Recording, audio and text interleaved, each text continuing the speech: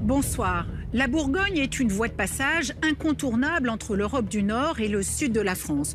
Une région très fréquentée, l'une des plus exposées à la délinquance. Ouvre la porte, ouvre la porte, ouvre la porte avant que je te la pète.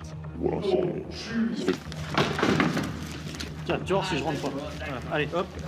Tu veux qu'on te tase ou pas? Les violences en personne, notamment, ont explosé de 7% l'an dernier. Alors, pour lutter contre ces dérives, la compagnie de gendarmerie de Dijon est en première ligne. Comment ça, vous? Il n'y a aucune violence, déjà. J'ai tué les gens. Oh, pas fort, là. Ça suffit, là. J'ai tué les gens, je t'emmerde. Pendant 3 mois, nous avons partagé les missions de ces 200 gendarmes mobilisés jour et nuit. Je suis chez moi ici. Oui. Bon, alors vous dégagez. Non, vous partirez pas, madame. Vous ne me touchez pas. Vous ne partirez pas. Dans ces communes, a priori tranquilles, la situation peut déraper à tout moment. Allez, non. Vous l'emmenez, messieurs, vous l'emmenez. Allez. Des violences conjugales au cambriolage en passant par le trafic de stupéfiants, vous allez plonger au cœur de leurs interventions. Notamment celle du PSIG, ces hommes en noir rompus aux actions au coup de poing. Allez, vous n'en dites rien, là. Le jour au chaud, il n'y a pas de problème. Vous êtes casse pour un gugus. Casse pour un gugus. Les gendarmes de Bourgogne traquent aussi les chauffards, notamment sur l'A6, l'autoroute du Soleil. 158. Mercedes. Avec leur bolide capable d'atteindre les 270 km/h, les forces de l'ordre appliquent la tolérance zéro face aux fous du volant. Vous avez 1 gramme dans le sang. Ça veut dire j'ai bu 3 verres. Je vous dis pas que vous êtes à la limite ou un peu au-dessus de la limite, vous avez le double. Voici violence, cambriolage, agression, 100 jours avec les gendarmes de Bourgogne. Une nouvelle enquête sous haute tension signée Cartel Presse. Ce matin-là, à Dijon, les gendarmes n'imaginent pas une seconde l'incroyable histoire qu'ils vont maintenant découvrir. Maxence, 35 ans, fait partie du PSIG, le peloton de surveillance et d'intervention de la gendarmerie. Tu conduis, Seb? Des hommes rompus aux opérations délicates. Et pourtant, Maxence n'est pas prêt d'oublier cette journée. Lui et ses collègues partent à la recherche d'un vieil homme dont plus personne n'a de nouvelles depuis plusieurs mois. On va aller vérifier dans une très grande maison la présence d'un homme. Enfin, vérifier que l'homme soit toujours en vie, parce qu'apparemment le voisinage s'inquiète un petit peu de sa présence. Ils n'ont plus de nouvelles de lui et on soupçonne, c'est un peu bizarre, mais on soupçonne qu'il soit décédé depuis un long moment et que la dame dissimule un petit peu tout ça. Ce notable de la région possède plusieurs propriétés. Les gendarmes soupçonnent un abus de faiblesse ou même une tentative de détournement d'héritage de la part de sa compagne. Et justement, en arrivant, il tombe sur elle. Bonjour. Il est là, monsieur? Oui, il est toujours là. Il faut que je le voie, ça va pas prendre longtemps, mais il faut que je vienne le voir. Vous avez des documents? J'en ai pas besoin, j'ai l'autorisation du procureur. Il faut que je vois. Oui. Et si vous refusez de nous ouvrir, on fera appel aux pompiers, c'est une ouverture de porte. Malgré ces avertissements, la femme refuse d'ouvrir aux gendarmes et elle rejette toutes les propositions de Maxence. Eh ben, appelez-le à ce moment-là. Dites-lui de venir. Il peut pas venir, il peut pas marcher. Bah, on est obligé de vérifier. Donc, merci de nous ouvrir, s'il vous plaît, madame. Mais non, parce que moi, je dois aller faire des courses et j'ai des documents importants à envoyer. Il faut qu'on aille voir monsieur, qu'on s'assure que tout aille bien pour lui. Eh ben, vous nous ouvrez la porte, parce que sinon, on fait une ouverture de porte. Eh ben, je fais une ouverture Donc, de porte avec les pompiers. Eh ben, tu peux, Moi, vas-y. je veux Hein. savoir qui est-ce qui se mêle de ce qui ne regarde pas. Comment? Qui est-ce qui se mêle de ce qui ne regarde pas? Eh ben, là, là, on va aller voir que tout va bien pour monsieur, parce qu'on s'inquiète fortement pour lui. Qui? Tout le monde. Nous, déjà. Nous, la population, tout le monde. Mais on n'a pas le droit en France d'être tranquille chez soi. Non, là, en fait, là, j'ai l'impression que vous comprenez pas trop, là. Là, on veut juste s'assurer qu'il va bien. On vient juste s'assurer qu'il va bien. C'est tout. Donc, pour qu'on s'assure qu'il va bien, il faut qu'on le voie. C'est tout, voilà. Tout, moi, je fais des courses. Donc là, la vérité va être vite éclaircie parce qu'on peut vous dire qu'on va rentrer, coûte que coûte. La porte finit par s'ouvrir. Mais la compagne commence à perdre son sang-froid. Mais vous n'avez pas cassé les portes. Monsieur va très bien, maintenant ça suffit. Eh ben, allez le chercher. Alors, votre délateur de voisin, je... Allez le chercher. C'est clair? Elle affirme devoir faire des courses et rejoint sa voiture. Pour Maxence, son comportement est plus que suspect. Pas question de la laisser partir. Madame, Et moi, c'est... on vient voir, on s'assure que monsieur est bien, on s'en va. Maintenant, soit il y a un problème avec monsieur, vous nous le dites tout de suite. Mais il n'y a pas de problème, il peut travailler. Il est où, là? Mais il est chez lui, il a le droit. Où, chez lui? Donc là, on commence vraiment à avoir de gros doutes sur son état de santé, vous voyez? Oui. Ah oui, vraiment. Alors maintenant, vous allez me dire où il est? Il est pas là. Bah si, il est là. Il est où, alors? Maintenant, Ah non, vous partez pas. Ah, mais vous, Il est où? Cessez de me toucher, hein. Bah, reculez. J'ai pas l'habitude de reculer, je suis chez moi ici. Oui. Bon, alors vous dégagez. Non, vous partirez pas, madame. Vous me touchez pas. Vous ne partirez pas. Vous ne me touchez On va pas. vous interpeller quand même. Ah, mais vous me touchez pas. Mais vous êtes cinglé dans ce pays. Oui, je suis cinglé, oui. Ouais. L'agressivité de la compagne semble confirmer les craintes des gendarmes. Difficile pour Maxence de croire que le notable, qui ne donne plus aucun signe de vie, est en bonne santé derrière ses murs. Bon, la situation est assez bizarre quand même. Je ne sais pas dans quel état on va retrouver le monsieur, mais bon, bah, que le monsieur soit décédé depuis un moment, c'est ce que je disais tout à l'heure, et qu'elle cache la chose, puisque là, clairement, elle essaie d'esquiver toutes les questions et tout. Donc là, ouais, là, ça devient vraiment très, très, très bizarre. La maison est immense en plus. On se croirait dans un film d'horreur. Une propriété immense qui pourrait bien être l'objet de toutes les convoitises. La femme accuse d'ailleurs les gendarmes de vouloir la lui voler. Je veux savoir ce qui se passe. Et si vous rentrez ici pour voler une propriété, avec la complicité de l'État français. Le monde à l'envers, c'est elle maintenant qui joue les gendarmes. Vous avez une pièce d'identité? C'est un truc de... c'est exceptionnel. Là, c'est exceptionnel.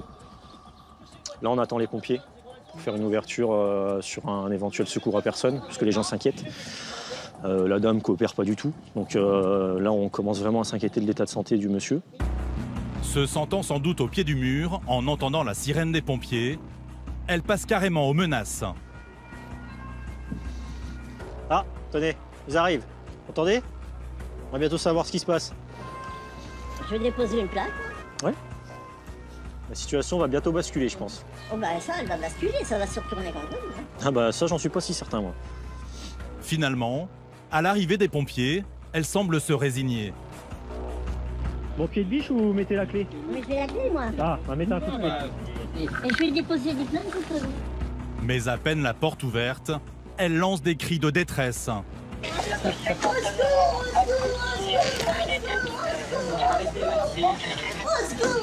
Arrêtez votre cirque. Ça suffit maintenant. Bah attends, je vais la sortir, c'est bon. Allez, viens avec moi. Allez, on sort. Allez, fais-la sortir. Tournez pas. Allez pas vous faire mal. Complètement. Allez, on sort, on se calme. Alors, tente-t-elle de dissimuler quelque chose? Dans quel état les gendarmes vont-ils retrouver le propriétaire des lieux? À l'intérieur de la maison, partout sur le sol, des immondices, des détritus et une odeur insupportable. Ah, je rentre pas, moi. La maison de l'horreur. Et dans l'une de ces pièces... Ça va, du coup? Oui, il est vivant. Il est vivant, mais bon. Bah, allez vous asseoir, monsieur, allez vous asseoir. Allez vous asseoir. Contre toute attente, le notable est bien vivant, mais dans un sale état. Les gendarmes n'en croient pas leurs yeux. Vous avez des problèmes de santé, monsieur? Oui. Vous avez quoi? Vous êtes suivi par un médecin, quelque chose? J'étais suivi par un médecin, oui. Il y a combien de temps? Bon, il y a pas mal de temps. Et là, en ce moment, tout va bien? Pas de soucis? Pas de soucis. Ceci, vous voyez, mais... Qu'est-ce que c'est, ça? Ah oui, vous êtes blessé, ouais. Effectivement. Vous n'avez pas vu un médecin? Non. Ses jambes sont recouvertes de champignons et de cloques. Maxence n'en revient pas. On ne s'attendait pas du tout à ça, mais il est en très très très mauvais point. Il a les jambes qui sont clairement en train de pourrir. Et la dame n'a jamais signalé ça, n'a jamais appelé les secours ou quoi que ce soit. Donc là, je pense que finalement, avec du recul, on s'attendait à le trouver mort, mais on lui a peut-être bien sauvé la vie là, parce que du coup, il est pris en charge par... Il y a un médecin qui se transporte sur place et il va être pris en charge très rapidement. Mais c'était plus que nécessaire. Une situation qui dure sans doute depuis des mois. L'homme risque une amputation et il est peut-être déjà touché par une grave infection. Alors, pourquoi sa compagne ne l'a-t-elle pas fait soigner? Ça va être entendu, la dame. Il va falloir qu'elle s'explique sur tout ça, parce que de toute manière, il y a une privation de soins, là, c'est clair et net, quoi. Ouais, franchement, je m'attendais pas du tout à retrouver le monsieur en vie, quoi. Alors là, pour la peine, vraiment pas, quoi. Je suis un peu, du coup, ouais, c'est bizarre.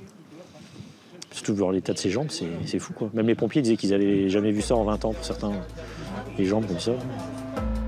Si elle est poursuivie pour non-assistance à personne en danger, sa compagne encourt jusqu'à 5 ans de prison et 75 000 € d'amende. En attendant, elle est elle aussi conduite à l'hôpital. Venez, s'il vous plaît. Violence encore. Eh, dis donc. Eh, oh. Et la prochaine fois, c'est une tape à la gueule. Tout le fait, vous m'avez tapé dessus, je ne voudrais pas, il me casser un bras. On attend une seconde ambulance pour mettre madame dedans et qu'elle parte se faire voir par un médecin parce que, voilà, il y a un... Oui, faut que, oui, bah, clairement, oui. Bon, alors, je rentre ou pas? Bah, tout à l'heure, quand ils ont présenté les jambes de monsieur et qu'ils lui ont dit vous trouvez pas qu'il y a un problème avec les jambes de monsieur, elle a dit bah non, les jambes vont bien. Donc, voilà. Elle sera finalement admise en hôpital psychiatrique. Et la maison déclarée insalubre. En plus, les gars, bon courage.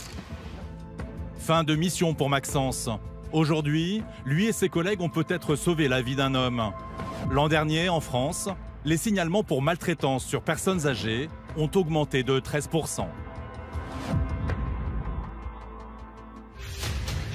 La Bourgogne, à l'est de la France. Une région bien paisible en apparence, mais qui cache aussi un côté beaucoup plus sombre. Ouvre la porte, ouvre la porte, ouvre la porte avant que je te la pète. Un vol commis par 3 individus. Ouais, de Psych Dijon, c'est bien pris, on s'y rend. Vol, agression, excès d'alcool ou consommation de stupéfiants. Vous avez quoi comme produit? On avait 2 fumes de groupe. Ça, c'est de l'herbe compressée, en fait, tout simplement. Pour le peloton de gendarmerie, pas une minute de répit. Enlevez-moi les menottes, je suis une salope, putain, les gars, oh. Et je veux voir un médecin. On va voir. Oh, vous arrêtez de gueuler un peu, parce que moi aussi je peux le faire. Pendant plusieurs mois, nous avons suivi les hommes du PSIG, le peloton de surveillance et d'intervention spécialiste des opérations à risque. Donc je t'annonce qu'on a un refus d'obtempérer sur une Renault Alpha Golf. Vous découvrirez le quotidien de Maxime, 28 ans. Entre délit de fuite et conducteur sous l'emprise de stupéfiants. Vous faites l'objet d'une rétention du permis de conduire sur le champ? C'est pas possible. Si, c'est possible, monsieur. Vous n'allez pas m'enlever le permis, vous n'allez rien du tout. Il devra aussi jouer des muscles pour calmer des fauteurs de troubles en état d'ivresse. Écartez-vous, il répond pas. Il répond pas, il est KO. Non, il a pris une perte. Bon, bah. Il m'a rappelé. Il m'a gratuit. Nicolas, 34 ans, va mener une interpellation musclée sur fond de violence conjugale et de menaces de mort. Je vais la planter en sortant, je la tue. J'ai mis un coup de fusil. Face à cet homme dangereux, il devra garder son sang-froid. Choqueur, le choqueur. Attention, on vous tase. Vas-y, Romain. Maxence, 12 ans d'expérience, va se lancer sur les traces d'un gang de voleurs de pièces détachées.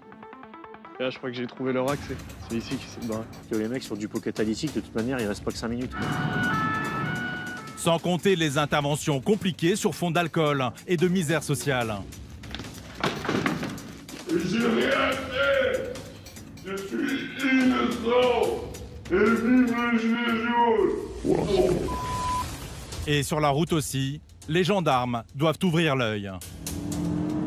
Des autoroutes et des routes nationales que certains confondent avec des circuits de Formule 1. Ils n'ont pas encore repéré, hein. On est à 160 derrière. Au volant de sa Mégane RS, Jean-Luc se charge de rappeler la loi il a compris. Aux conducteurs imprudents qui font la course au milieu du trafic.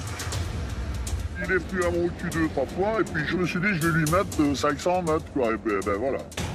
Escadron de la route et unité de choc, le quotidien à 100 à l'heure des gendarmes de Bourgogne. Vous me mettez les menottes comme un chien. Ça suffit là, je t'emmerde. La nuit, lorsqu'ils partent en patrouille, les hommes du PSIG ne savent jamais sur quoi ils vont tomber. Et pour éviter des drames, ils doivent garder leur sang-froid en toutes circonstances. T'as pris les clés sur ton bureau que j'ai posé? 23h ce soir-là. Maxime, ce gendarme de 28 ans, va encore une fois en faire l'expérience.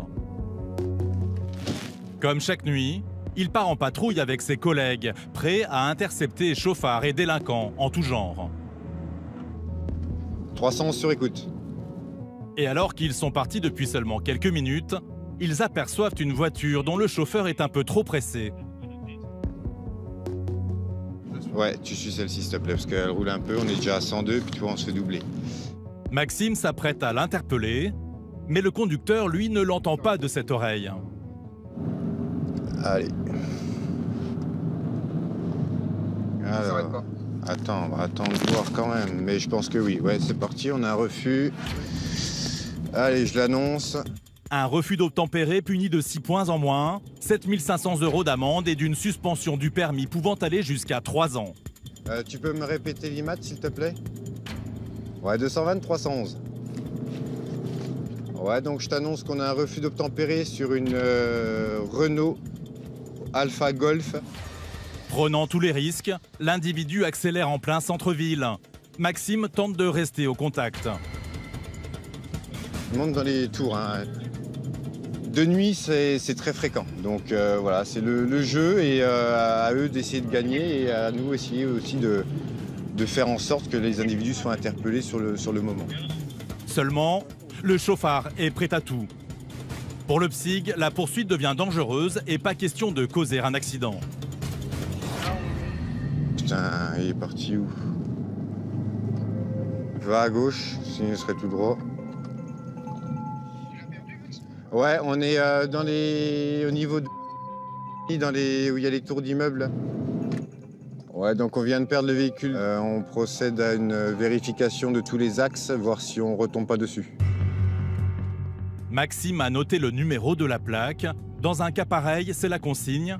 Pas de course-poursuite qui pourrait finir en drame. Le principal, c'est pas aller au carton non plus. Ouais, et j'ai fait du mieux. Après, il y a la sécurité à prendre en compte. On ne peut pas mettre tout un équipage gendarmerie en difficulté ou tout du moins les mettre en péril. C'est pas le but non plus. Quand on franchit des intersections, même si on a le gyrophare, qu'on passe au rouge et que les autres sont au vert, on est forcément obligé de ralentir. Parce que si quelqu'un passe au vert et ne nous voit pas arriver, on va à la catastrophe. Et c'est pas le but. Le but, c'est de ramener tout le monde le soir à la maison pour retrouver nos familles, etc. Donc voilà. Mais aujourd'hui, c'est eux qui gagnent et demain, ça sera sûrement nous. Mais Maxime ne désespère pas de recroiser le chauffard. Alors, patiemment, et à plusieurs reprises cette nuit-là, il ratisse le secteur. À gauche, je te dirais, parce que là-bas... Et 3 heures plus tard... C'est celle-là, là. Il retrouve la voiture garée sur le parking de cette cité. Ouvre la porte! Ouvre la porte! Ouvre la porte! Ouvre la porte! Ouvre la porte avant que je te la pète. Non, elle est pas ouverte. Ouvre de l'intérieur. Ouvre de l'intérieur. Non, je te dis, mets-toi contre la voiture. À l'intérieur, 3 jeunes en train de dormir. Pour Maxime, aucun doute, il s'agit de ceux qui ont fui le contrôle. Mais encore faut-il le prouver. Est-ce que vous avez une carte bleue, monsieur, vous? Je suis mineur, j'ai 17 ans. De quoi? J'ai 17 ans. D'accord, vous êtes mineur. Celui qui était assis au volant n'a en tout cas pas l'âge de conduire. Est-ce que vous avez une carte bleue sur vous, monsieur? Et aucun des 3 ne peut prouver son identité. Le véhicule qui nous a fait le refus d'obtempérer vient d'être localisé ici, d'accord, avec 3 jeunes hommes à bord. Bon, il s'avère que les 3 sont mineurs, donc il y a de fortes chances que l'un des 3 était au volant tout à l'heure. Comme quoi, il faut pas se précipiter, il faut prendre son temps, et puis on finit toujours par retomber sur nos pattes. Pour tenter de prouver ce qu'il avance, Maxime va les interroger à tour de rôle, séparément. Tu as celui qui est en rouge, il peut venir vers moi. Mais le premier a une explication toute trouvée pour justifier sa présence dans la voiture. Ça fait pas longtemps, mais dans la voiture. Et qui c'est qui l'a déposé, la voiture? Ah, franchement, je sais pas. Moi, je suis arrivé, tant que je me suis posé direct, il y avait déjà des gens. Et il y avait déjà des gens, mais c'est ceux qui étaient là. Et tu les connais, donc eux? Bien sûr. Donc quand t'es arrivé, c'était déjà dedans. Et ça marche. Il aurait trouvé le véhicule portes ouvertes et l'aurait squatté avec ses 2 amis. Maxime va maintenant interroger celui qui était assis au volant. Donc qui c'est qui est arrivé le premier? C'est moi. Vers les coups de 4 heures. 4 heures pile, ouais. D'accord, et la voiture était déjà là? La voiture était déjà là. Et vous êtes installé dedans? Oui. Ok, est-ce que vous avez vu la voiture bouger ce soir? Non.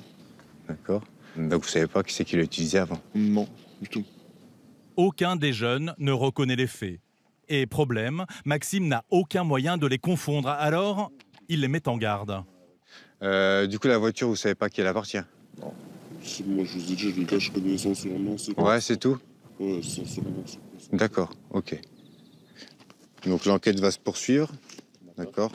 Si vraiment vous me racontez n'importe quoi, on sera amené à se revoir. D'accord? Faut que vous en soyez conscient quand même. Ok? Ça arrive de faire des bêtises. Ok? Le principal, c'est d'assumer. Maxime n'est pas dupe. Et l'un de ses collègues va remarquer un détail qui cloche. Donc il y a que la plaque avant qui serait pas bonne. La plaque avant serait pas bonne. Les plaques avant et arrière ne sont pas identiques. Une voiture décidément suspecte. Excuse-moi. Il y a de fortes chances qu'elle va partir en fou rire, la voiture. Là, maintenant? Ouais. Il n'y a pas un truc qui vous choque sur la voiture? Regardez l'immatriculation à l'arrière. Ouais. Ok, maintenant on passe devant. Est-ce qu'il n'y a pas un souci par hasard? C'est pas le mieux. Donc les clés, du coup, je vais les garder. Merci. Sur ce, messieurs, bonne soirée. Les trois jeunes assistent sans broncher à l'enlèvement de la voiture. Direction la Fourrière. Un véhicule qu'ils ont peut-être trafiqué pour déjouer les contrôles. Mais en tout état de cause, là, on a un numéro de série qui a l'air falsifié sur la voiture et on a des plaques d'immatriculation à l'avant et à l'arrière, ce ne sont pas les mêmes. Donc bon, on est aussi sur une usurpation de plaques, sur soit celle de devant, soit celle de derrière.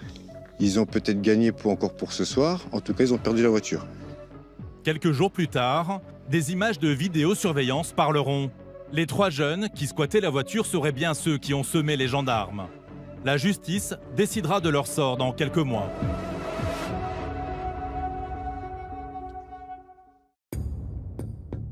6 heures, ce matin-là, à Dijon.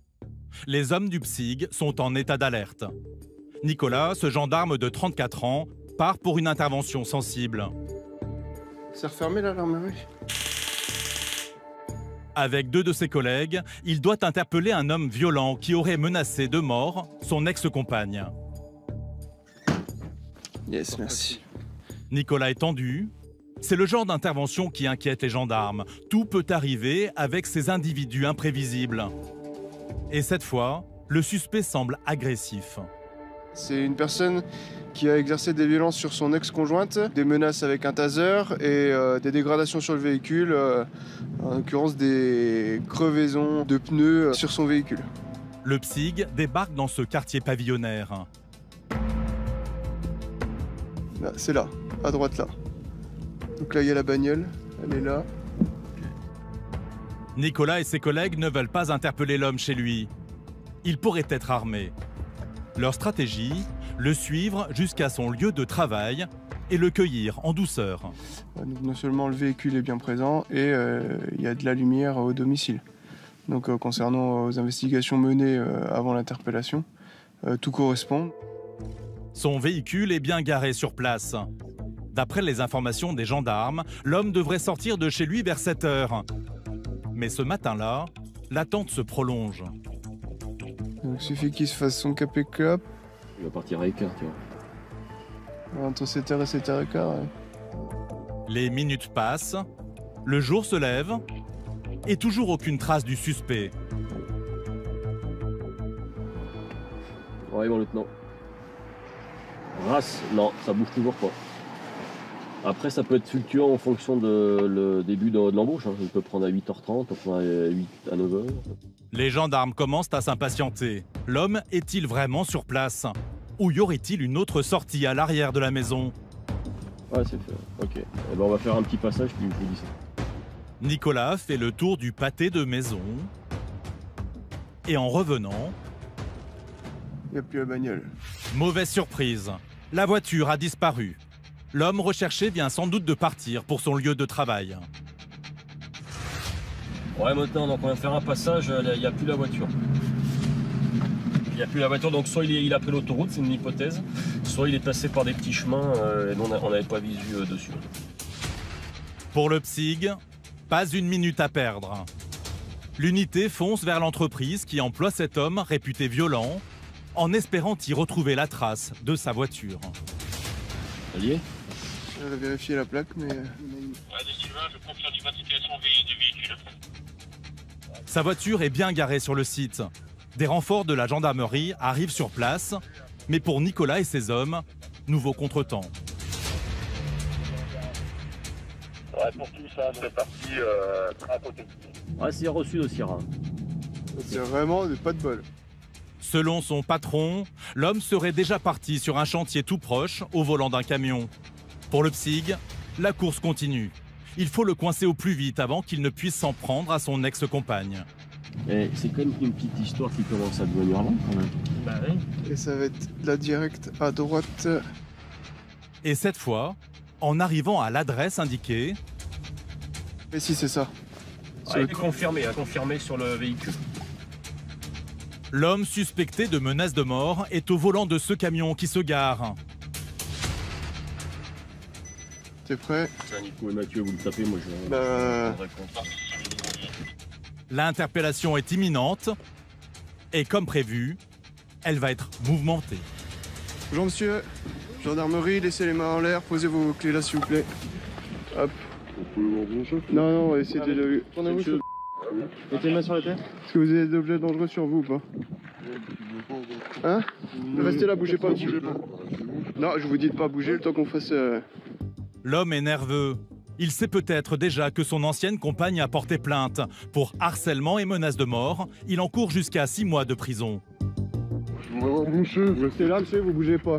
Je vous le dis tout de suite, ça fait 2 fois que je vous le dis. La prochaine fois, on usera de la force s'il faut. Malgré la présence d'une dizaine de gendarmes, l'homme va devenir menaçant. Si on est connu, on est prêt à foutre quoi. Quand vous voulez jouer les malins, il n'y a pas de problème. Vous me connaissez mal. Vous me connaissez très mal.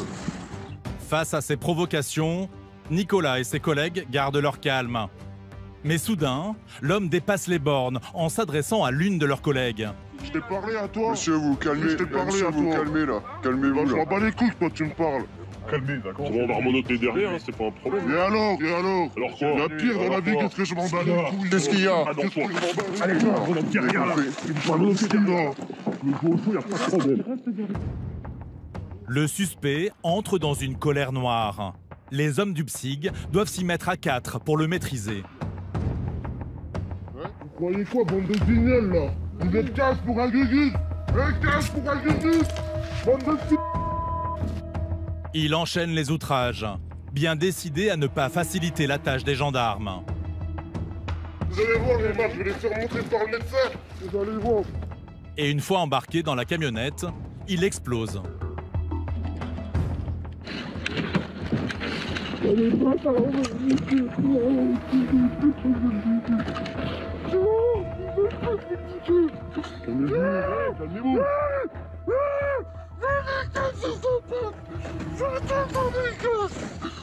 Choqueur, le choqueur. Attention, on vous tase. Vas-y Romain. Y'a pas de soucis, y'a pas de... Putain, mais pourquoi? Calmez-vous, calmez-vous. C'est les Wake Club, s'il vous plaît. Nicolas menace d'utiliser son taser, mais rien n'y fait. L'homme, hors de lui, réitère ses menaces de mort contre son ex-compagne et son nouveau petit ami. Je vais la planter en sortant, je la tue, je mets un coup de fusil, j'ai rien à foutre, je vais braquer une ferme, je prends un fusil dans une ferme et je vais la buter, cette sale pute. Et au fils de pute, je vais le tirer, tu vas voir que je vais lui faire une semaine dans un mois, fils de pute. Lui, je vais lui niquer sa mère. Aucune pitié, je vais lui arracher la carotide avec mes dents, fils de pute. Je vais l'arracher la gueule. Calmez-vous, je vais le défoncer, lui, fils de pute. Il a même pas de couilles. L'homme est conduit à la brigade pour y être interrogé. Cette interpellation mouvementée ne plaidera pas en sa faveur. Nicolas a pu constater à quel point il s'emportait facilement. Au moment où la collègue de la brigade a commencé à lui parler, il a commencé à l'insulter, donc on a dû user de la force, parce qu'il commençait un peu à se rebeller. Sauf qu'il s'est vraiment rebellé, avec des menaces envers nous et les collègues. Donc on a dû user de la force pour maîtriser l'individu. Dès le lendemain, l'homme sera placé en détention provisoire, puis entendu par la justice. Devant le tribunal, il proférera des insultes et sera condamné à 6 mois de prison ferme. Pas le temps pour les gendarmes de s'attarder sur cette histoire. Le soir même, c'est un autre fléau qui va leur donner du fil à retordre. Allez, c'est parti. Nous retrouvons Maxime du PSIG qui entame sa patrouille de nuit.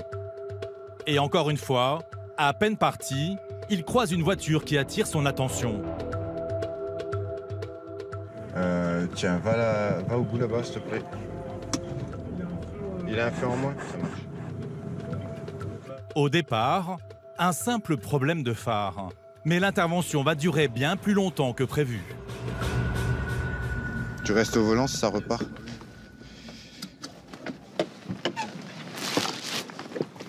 Monsieur, bonjour, la gendarmerie en procédant à un contrôle. Je vous demanderai d'éteindre le moteur du véhicule, s'il vous plaît. Me présenter votre permis de conduire, carte grise et assurance, s'il vous plaît. C'est le véhicule d'un ami. D'accord. Oui. Mon permis, je l'ai pas sur moi. D'accord. Est-ce que vous avez une pièce d'identité, s'il vous plaît? Est-ce que vous êtes titulaire du permis? Oui. Les papiers du véhicule, je reviens tout de suite. Le conducteur n'a pas son permis sur lui. Mais la situation ne semble pas couper l'appétit à son passager, en plein dîner. Et impossible aussi de retrouver les papiers du véhicule. Je sais pas où est-ce sont les papiers du véhicule. Le véhicule là en règle. Enfin, ça, c'est vous qui me le dites, ça. Là, vous pouvez le vérifier. Bah, avec les documents, ça sera mieux quand même. Comment? Avec les documents, ça sera mieux pour vérifier. Selon vous, où il aurait pu les mettre, les documents? Le conducteur paraît confus et en l'observant, Maxime pense savoir pourquoi. La dernière fois que vous avez consommé du stupéfiant, monsieur, c'était quand? Dans la journée, hier? La dernière fois, c'était quand? Ce week-end? Ouais, samedi ou vendredi. Ça marche. On va procéder à un dépistage? Ouais. Ça marche. Dépistage stup pour monsieur, s'il te plaît. Parce qu'il a les yeux un peu rouges quand même, le garçon.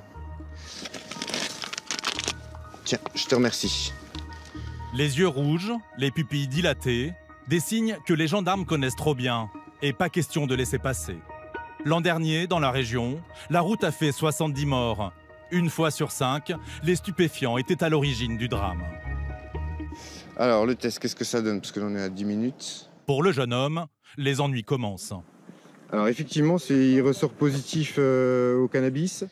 Donc, vous faites l'objet d'une rétention du permis de conduire sur le champ? C'est pas possible. Ok, si, c'est possible, monsieur. Est-ce que le passager a le permis de conduire? Non. Il n'est pas titulaire du permis de conduire? Non. D'accord, ok. Donc là, le véhicule est immobilisé pour ce soir. La mesure de... Obligé. Ah, parce que plus personne ne peut le conduire. Vous faites... C'est pas possible. Si, c'est possible, monsieur. Le jeune homme refuse de reconnaître le résultat du test. Il faut dire qu'il risque gros, jusqu'à 2 ans de prison et 4 500 € d'amende. Donc après, ce qu'on va faire là, c'est qu'on fait après... Vous me laissez parler ou pas? Ouais, donc après, ça c'est ce qui fait l'objet de la rétention du permis de conduire. Le seul test qui valide votre consommation de stupéfiants, c'est le laboratoire. Moi je vous dis que c'est pas possible. D'accord. Le test, il y a un problème, c'est pas possible. D'accord. Et ben moi je vous dis qu'on va faire un prélèvement salivaire, qu'on va envoyer... Vous n'allez pas m'enlever le permis, vous n'allez rien faire du tout, on va faire tous les tests que vous voulez, il n'y aura pas de je sais pas quoi, c'est pas possible. Eh ben c'est ce qu'on va faire après, monsieur, c'est ce que je suis en train de vous expliquer. C'est maintenant qu'on fait... Eh ben oui, là, on fait le prélèvement salivaire là. Chez moi, je crois que ça. Bon, il nie être positif, mais dans tous les cas, le test ressort positif quant à lui. Ça vous arrive souvent d'en contrôler? De nuit, oui. Oui. De nuit, on a beaucoup de personnes qui conduisent soit sous l'emprise de l'alcool, soit sous l'emprise de stupéfiants. De plus en plus agacé, le jeune chauffard qui se disait prêt à se soumettre à tous les tests nécessaires change finalement d'avis. Il veut pas faire le test? Non, il veut pas faire le test, il refuse de parler avec moi, il refuse de parler. Eh ben comme ça. Le fait de refuser de se soumettre au prélèvement salivaire, c'est une infraction. Non, c'est le test que vous avez fait, monsieur. Le prélèvement, ça permet juste de l'envoyer au laboratoire pour confirmer votre conduite. D'accord? Si vous refusez, c'est votre droit, mais le problème, c'est que vous prendrez les peines maximum. C'est tout. Ok? On parle là-dessus? Comme souvent, le jeune homme pense échapper à la sanction en refusant le test, et au contraire, il aggrave son cas. C'est là qu'on voit un petit peu le manque d'honnêteté de la personne, quoi. Donc c'est lui et sa conscience personnelle. Après, personnellement, on gagne une étape, c'est qu'on n'enverra pas le prélèvement salivaire au laboratoire et on rendra compte directement au procureur que le fait du fait qu'il refuse de se soumettre au dépistage, tout simplement. L'homme sera convoqué dans quelques jours pour s'expliquer. Le quotidien du PSIG lors de ses patrouilles de nuit. Mais lorsqu'il sillonne les rues de la ville endormie, ces gendarmes de terrain cherchent aussi à surprendre, la main dans le sac, des malfaiteurs particulièrement difficiles à coincer. Les cambrioleurs. 23 h cette nuit-là, nous retrouvons Maxence, qui prend son service. Et il va bientôt recevoir le genre d'appel qui le met en alerte. Seb, il a un taser, hein, c'est bon? Ouais, c'est bon. Des collègues d'une autre patrouille l'appellent en renfort. On part sur un déclenchement d'alarme dans une entreprise. On va aller voir un petit peu comment ça se passe. Un cambriolage serait en cours dans un parc de véhicules utilitaires. Une première patrouille est en train d'arriver sur les lieux. Vous êtes combien là? Non, bah à la limite, essaye de boucler, voir il y a combien d'accès possibles sur l'entreprise là.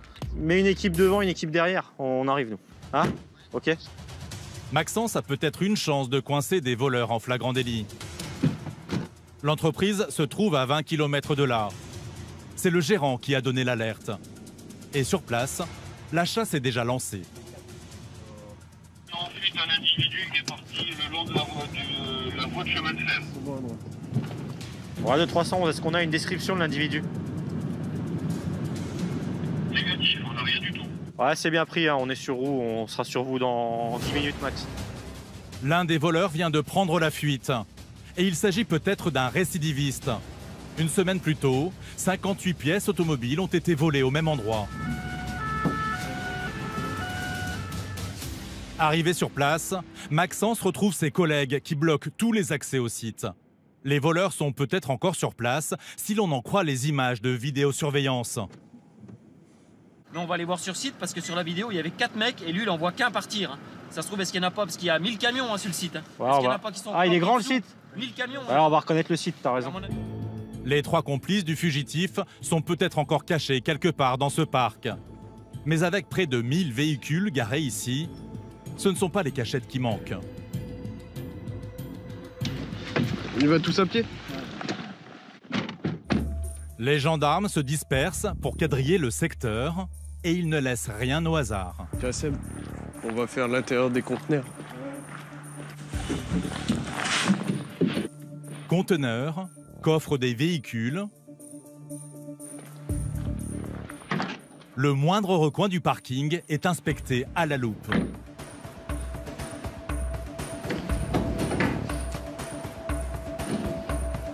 On se laisse quand même une petite fenêtre, des fois qu'il y en ait quelques-uns qui aient eu l'idée de rester sur le secteur en attendant que le gérant, qui est quand même malgré tout arrivé très vite, reparte. Et au cours de ces recherches, les gendarmes vont découvrir des traces du passage des voleurs. Là, je crois que j'ai trouvé leur accès. C'est ici qu'il s'est barré. Ouais, Max de Yann, si tu vas au bout du parking, on a trouvé le grillage qui a été découpé. Ouais, c'est bien pris. Ce grillage découpé a servi de porte d'entrée et certainement de sortie aux voleurs. Ils ont sans doute longé la voie ferrée qui passe derrière. Il a couru sur la voie parce que j'entendais les cailloux. Le gérant de la société a aperçu l'un d'entre eux prendre la fuite. Et les gendarmes vont aussi découvrir une partie de leur butin. Des pots catalytiques. Alors après, ils les revendent. Il y a des pièces qui, dans les pots catalytiques, qui se commercialisent peut-être un petit peu mieux, voire un petit peu plus cher. Voilà, il y a différentes choses. C'est pour ça qu'ils volent principalement ce genre de choses. Un pot catalytique contient quelques grammes de métaux précieux. Les voleurs les revendent entre 20 et 50 € au marché noir. Ici, s'ils n'avaient pas été dérangés, ils auraient sans doute dévalisé tout le parking. Les mecs sur du pot catalytique, de toute manière, il reste pas que 5 minutes, quoi. Donc, mais bon, le patron les a surpris, ils sont tous partis, donc c'est dommage. C'est dommage, parce que là, on aurait pu faire quelque chose. Avant de partir, Maxence donne des consignes aux gérants pour les coincer la prochaine fois. Si vous étiez mis derrière vers le complexe, une autre équipe devant, puis on est arrivé, on se garait devant, puis on venait à pied carrément sans faire de bruit. Voilà, on était bien, quoi. Cette fois, les voleurs s'en tirent bien. Mais face aux PSIG, ils n'ont pas toujours autant de chance. Dans quelques heures, certains vont l'apprendre à leurs dépens.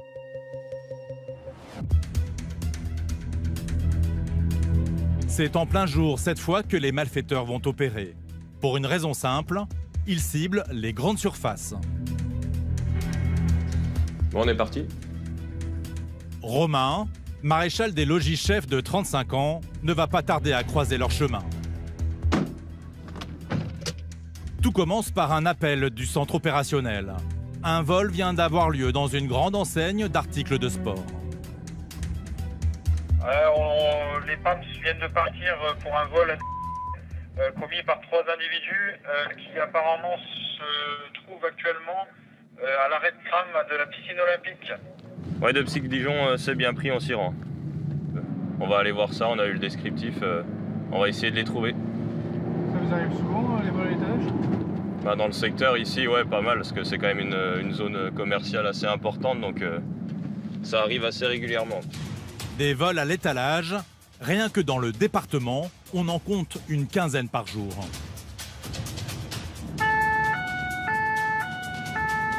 Mais cette fois, en arrivant à la station de tramway, 2 jeunes qui correspondent à la description sont encore sur place, surveillés de près par des policiers municipaux. Ah ouais. C'est eux, là. C'est eux, c'est bon. Ils tentent, l'air de rien, de fausser compagnie aux gendarmes. Peine perdue. Tiens, tu me fais une palpation, vous faites les palpations des deux, là. Y'a rien? Y'a rien. Rien dans les poches. Mais vous allez le voir, ça ne veut pas dire qu'ils n'ont rien volé. On va tous. Tous. Ouais. Ok. Monsieur, vous rangez votre téléphone, s'il vous plaît. Venez avec nous. Direction le magasin qui les accuse de vol. Allez, vous montez. Une confrontation avec les employés devrait permettre d'y voir plus clair. D'ailleurs, à peine arrivés, ils sont formellement identifiés par l'une des responsables de l'enseigne. Quant aux articles dérobés, ils les porteraient sur eux.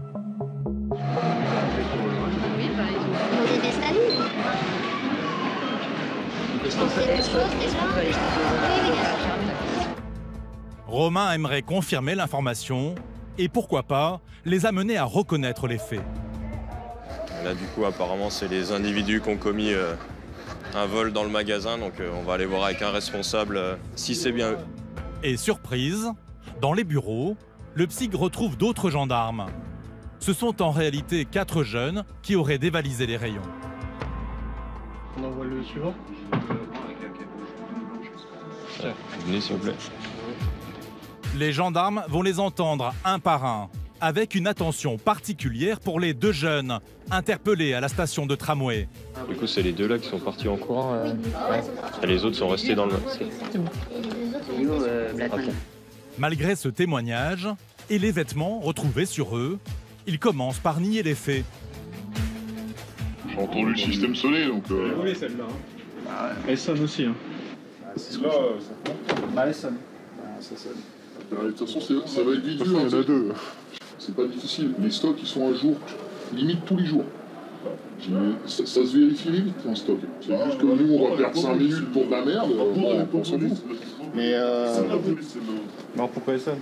C'est quoi comme marque? Van Riesel. Van Riesel. Pour faire parler ce suspect, l'un des gendarmes va tenter de lui faire comprendre que la justice est moins sévère avec ceux qui reconnaissent les faits. Dans ton intérêt, si t'as volé quelque chose, vaut mieux nous le dire, que ça puisse se régler par... Ben voilà, j'ai volé, j'ai fait de la merde, je vais venir régler ou je m'engage à payer plus tard, plutôt que derrière il y a des grosses sanctions. Comme ça ne marche pas, il joue sur la corde sensible, en évoquant ses amis qui n'auraient rien volé, mais risquent eux aussi d'être inquiétés. T'es en train de foutre ton pote dans la merde, s'il y est pour rien. Il n'a rien volé, lui. C'est là, je l'ai vérifié il y a longtemps. Dis-nous tout ce que t'as volé. J'ai volé que ça. Le jeune homme prétend n'avoir volé qu'une seule veste, mais en réalité, il cache bien son jeu. Il y a quoi dessus? Parce que la question a parlé d'une... Il y avait une... Parce que là, il y en a une. Oui, c'est celle-là. Technique bien connue des voleurs, il a enfilé plusieurs vêtements dérobés sous son blouson. C'est le moyen de trouver les tickets? Oui, on peut les tickets de caisse. Voir combien il y a. Oui. Donc il reconnaît les 2 vestes. Le préjudice dépasse finalement les 100 €. Le magasin va porter plainte. Pour vol à l'étalage, le jeune homme risque en principe 3 ans de prison et 45 000 € d'amende.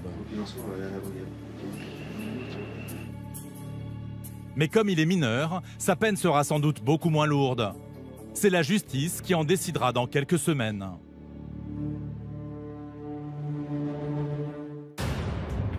Mais ce jour-là, à Dijon, c'est encore une fois la nuit qui, l'alcool aidant, sera la plus agitée. Notamment pour Maxence et ses collègues. Exemple, lors de cette patrouille, vers 1h30 du matin, un riverain se plaint du bruit. Donc a priori, on a un monsieur qui habite au rez-de-chaussée, qui hurle et qui tape dans les murs depuis plus de 4 heures. Ah écoute, on y va là, pas de problème. Un tapage nocturne, une mission a priori banale. Ouais, on en fait souvent des tapages, ouais. À notre grand désespoir. Mais dans ce genre de cas, les gendarmes ne savent jamais sur qui ils vont tomber. D'autant que l'adresse ne leur est pas inconnue. Et si c'est vraiment chez les mêmes où on est intervenu, en fait, c'est 2 alcooliques. Ils boivent ensemble souvent et puis des fois ils se battent. Maxence et ses collègues du PSIG arrivent dans ce quartier populaire. C'est le bâtiment B. Alors, à quelle situation vont-ils devoir faire face? Vous pourriez nous ouvrir, s'il vous plaît? À peine entrés dans le bâtiment, ils perçoivent un bruit sourd provenant de l'appartement dont les voisins se plaignent. Bonjour, ça va? Ça va, vous? Bah ouais, qu'est-ce que vous avez fait là? Rien fait. Vous avez tout pété là?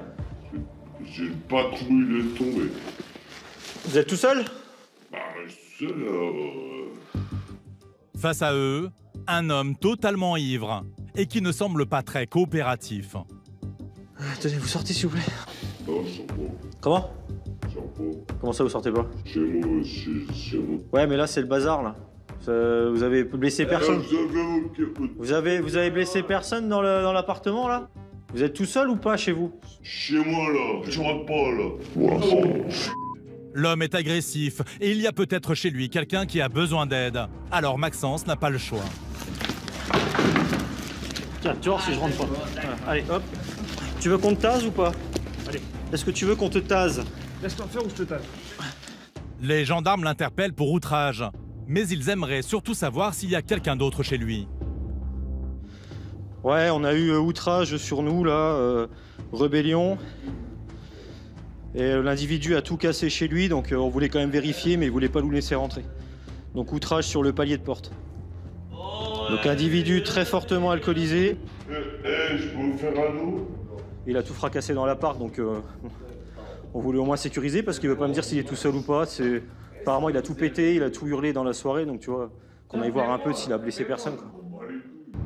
Les voisins ont parlé d'un deuxième homme. Alors Maxence tente de dialoguer. Pas évident. J'ai rien fait. Je suis innocent. Et vive le gilet jaune. Je repose la question, est-ce que vous êtes tout seul chez vous? Et toi, t'es tout seul chez toi? Vous avez blessé personne ce soir? Il n'y a pas de blessés dans l'appartement? Et toi, t'as blessé qui? Afin de s'assurer que personne ne court de danger à l'intérieur de l'appartement, Maxence entre et, pièce après pièce, il découvre un désordre impressionnant. Oh la vache, putain, tout. Table retournée, bris de verre au sol. Mais après vérification, il n'y a personne d'autre à l'intérieur. Je me suis dit, ça se trouve, il y a un blessé dans l'appart ou quelque chose comme ça. Et j'ai profité de l'ouverture qui nous insulte et nous outrage pour réussir à le sortir et l'interpeller en sécurité, parce que là, on peut pas le laisser comme ça, ce monsieur. Et on a eu la chance que la porte soit ouverte, ça ne va pas fermer à clé, parce que je pense qu'il n'aurait jamais ouvert. Pour Maxence, reste maintenant à attendre ses collègues qui emmèneront l'homme en cellule de dégrisement. Un moment un peu pénible pour les gendarmes.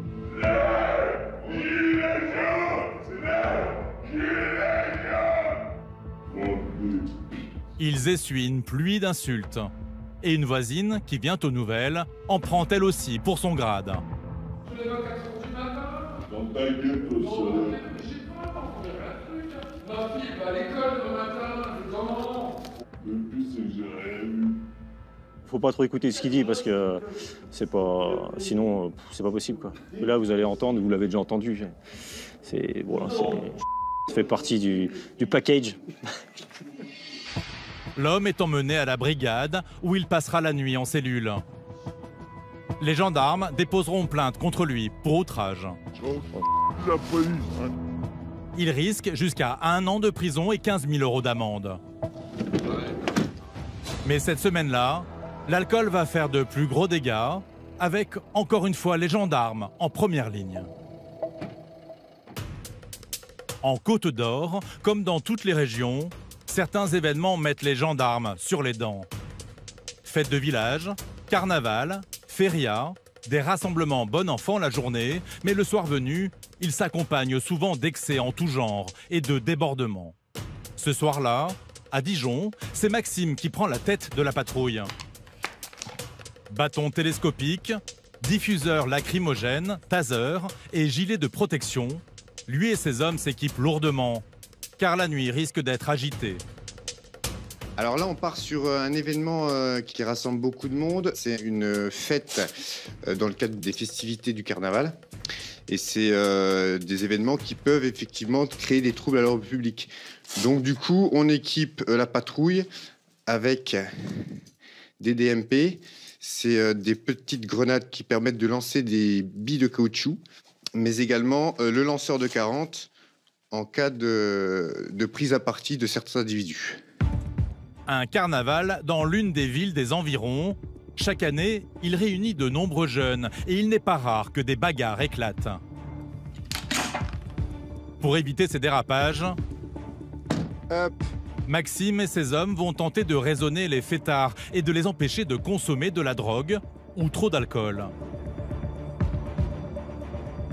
Et justement, à peine arrivé, il repère un groupe de jeunes qui part en courant. C'est là-bas. Tiens, tu viens là s'il te plaît, pourquoi tu pars? Est-ce que vous avez quelque chose d'interdit sur vous, stupéfiant? Où c'est que je vais le trouver, le stup? Dis-moi directement, on va gagner du temps. Tiens, tourne-toi. Écarte les bras. Sur eux, aucune trace de stupéfiants. Mais Maxime reconnaît l'odeur du cannabis. Les jeunes se sont peut-être débarrassés de leur drogue, en urgence. Quand l'individu nous a vu arriver, il a commencé à prendre la poudre d'escampette, donc il a pu lâcher quelque chose durant sa fuite, avant qu'on le rattrape, pour se prétendre qu'il avait rien sur lui, tout simplement. Qu'est-ce qu'il aurait lâché? Éventuellement du stupéfiant, ça pourrait correspondre au type d'individu qui est en train d'être contrôlé. Maxime connaît la musique. Alors, il ratisse les environs. Ça s'en est. Vous avez trouvé quoi? Ça s'en est. Bon, on a deux joints qui sont roulés. Vous pensez que ce sont les personnes que vous avez contrôlées? Il y a de fortes chances, parce qu'on laisse pas des joints non consommés comme ça par terre. Hein. Jusqu'à preuve du contraire, au prix où ça coûte. Mais bon, si on les questionne, bien sûr, ça leur appartiendra pas. Hein. Comme à chaque fois, Maxime va devoir prouver que ces joints sont bien à eux. Est-ce que ces deux joints appartiennent à l'un d'entre vous? Non. C'est pas à vous? C'est bête, celui-là, il n'est pas consommé. Hein. Non. D'accord. Vous en consommez ou pas, vous? Non. C'est pour ça sentait avant qu'on arrive. Je sais pas, moi, j'étais venu ici juste pour pisser de base. D'accord. Et les 4 camarades suivent pour pisser? Moi, j'étais juste allé. Et puis le monsieur, là, il va rejoindre son copain en passant derrière le camion et c'est un cul-de-sac. Vous avez vu que c'est un cul-de-sac ou pas? Oui, je sais. Donc vous allez rejoindre... Non, mais je pensais que j'allais pouvoir faire ça, parce que je ne peux pas. Mais... C'était compliqué, hein. Bonne soirée, c'est bon pour vous. Merci. Sans preuve, impossible de les verbaliser. Les gendarmes détruiront les produits stupéfiants. Quelques mètres plus loin, sur cette place, la fête bat son plein. Dans cette salle, l'alcool coule à flot. Et la première alerte ne va pas tarder. Non,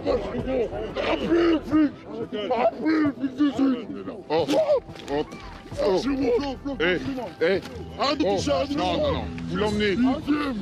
Une bagarre éclate entre deux jeunes totalement ivres. Maxime finit tant bien que mal par les séparer, mais 10 mètres plus loin...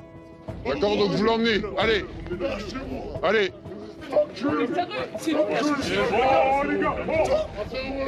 non. Vous l'emmenez, messieurs, vous l'emmenez. Allez. Les altercations se succèdent. Maxime le sait, la soirée s'annonce compliquée. La fête touche à sa fin et les participants très alcoolisés envahissent les rues. Bon là, on a la situation qui s'envenime un petit peu à la sortie du bal. Bon, vu la consommation d'alcool qu'il y a eu ces derniers temps et l'état d'excitation de tout le monde, il y a eu des coups qui ont été distribués. Donc on a essayé tant bien que mal de séparer. Et il faut maintenir la présence jusqu'à temps que tout le monde soit parti pour être sûr qu'il n'y ait plus de soucis derrière. Il est près de 2 h du matin et la tension va encore monter d'un cran. Cette fois, ce ne sont plus 2, mais une dizaine d'individus qui en viennent aux mains. Ouais, tout un coup de gazeuse là-bas, ça va être vite fait. Hein. Oh, fais gaffe! Allez! De quoi? Non, bah par contre, vous l'emmenez. Parce que là, ça... Non, bah, vous l'emmenez maintenant. Vous l'emmenez maintenant. Ok? Allez, allez, ça dégage, allez! Allez! On circule maintenant, c'est bon, hein? Maxime a dû faire usage de sa bombe lacrymogène pour disperser les fêtards. Ouais, utilisation de la gazeuse pour repousser un groupe d'individus relativement hostiles. On avait un groupe qui a foutu la merde à l'intérieur. Ouais. Ils les ont sortis, on les a pris en compte. La seule façon de les faire partir, c'était d'y mettre un coup de diffuseur. Ils étaient beaucoup. Ah, c'était une dizaine. Hein. Ouais. Mais malgré tous les efforts de Maxime et de ses hommes... C'est parti où? Là-bas. La fête va faire un premier blessé. Un homme à terre est signalé à quelques rues de là. Les gars, écartez-vous, écartez-vous. Écartez-vous, c'est qui? Écartez-vous, écartez-vous. Écartez-vous. Il répond pas. Il répond pas, il est KO. Non, il a pris une perte. Bon bah, il est KO. Du moment qu'il est conscient, c'est le principal. Et vous continuez à le stimuler jusqu'à l'arrivée des pompiers. Voilà, c'est ça. Mais finalement, le blessé reprend vite ses esprits. Lui aussi est totalement ivre. Et il devient incontrôlable. Un rétroviseur vient de voler en éclats et Maxime va avoir un mal fou à le calmer. Il promet qu'il se prépare, il l'aura pris, et ça sera gratuit. Ça fait ma mère, ça sera gratuit. Ça fait ma mère, ça sera gratuit. Ouais, affirmatif, hein, on a les 2 équipages qui sont sur place, donc situation relativement tendue hein, sur toute la place d'armes, avec des coups qui ont été distribués. Donc les 2 parties ont été séparées, l'énervement se fait encore sentir, mais une partie va partir sûrement avec les pompiers pour être examinée. Il faudra attendre 3 h du matin et le départ des fêtards pour que Maxime et son équipe puissent souffler un peu. Bon bah voilà, retour à la normale. Les soirées fortement alcoolisées, ça arrive régulièrement. Après là on a quand même un rassemblement de jeunes qui plus est consomment énormément d'alcool. Donc à l'arrivée, à la sortie de la soirée, effectivement, bah, on en arrive que les gens s'énervent rapidement et puis échangent vite des coups. Et l'alcool n'est pas le seul excès qui donne du travail aux gendarmes. Toute l'année, ils font aussi la chasse aux vendeurs et aux consommateurs de stupéfiants qui investissent parfois des lieux inattendus.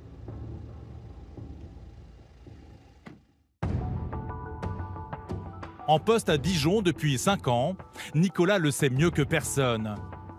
Il connaît bien le secteur et sait où chercher les consommateurs de drogue dure. Bon, on est parti, David. Allez, à plus tard. Direction la banlieue de Dijon. Et plus précisément, cette zone désaffectée, derrière la gare. Il y a des wagons abandonnés derrière. Des vieux trains stationnés un peu partout, l'endroit idéal pour se cacher. Régulièrement, en fait, il y a des personnes qui viennent ici pour soit squatter et consommer des stupéfiants ou venir boire un petit coup. Nicolas et ses hommes inspectent les rames une par une. Et dans celle-là... Bonjour messieurs, contrôle gendarmerie. Il tombe sur 2 hommes qu'il soupçonne d'être venus s'injecter leur dose quotidienne. Alors, vous avez les papiers, monsieur, là? Oui, j'ai les papiers. Alors, attendez. Chacun, vous restez là. Vous, monsieur, donnez-moi les papiers, là. À côté de l'un d'entre eux, Nicolas remarque cette pipe utilisée pour fumer de la cocaïne. Qu'est-ce que vous faites là, messieurs? Rien, tranquille. Vous savez que c'est interdit.